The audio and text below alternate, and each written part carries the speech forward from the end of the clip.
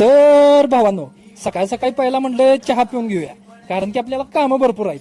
गाडी बाहेर काढली, मला जायचं होतं लागवड आणायला, कारण की आज रानात पाणी पाजायचं होतं. डायरेक्ट पोहोचलो शैलेशदाच्या दुकानात.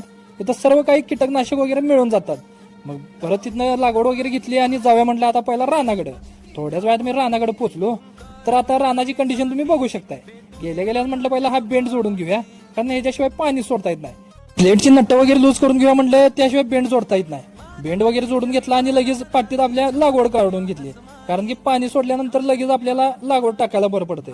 गेलो पहिला मीटर मध्ये एक बोर चालू करूया म्हटलं. बोर वगैरे चालू केला आणि लगेच लागवड टाकायला घेतली. भावानो, लागवड टाकता टाकता असलं कापा लागलेलं नाही, विषयच नव्हता. म्हटलं आता सगळं झालंय, म्हटलं आता झाडाखाली बसूया म्हटलं. थोड्याच वेळात सगळं पाणी बिणी पाजून झालं आणि निवांत झालं. आज्याला म्हटलं तुझ्या रानात तोवर पाणी सोडून घे म्हटलं बाबा.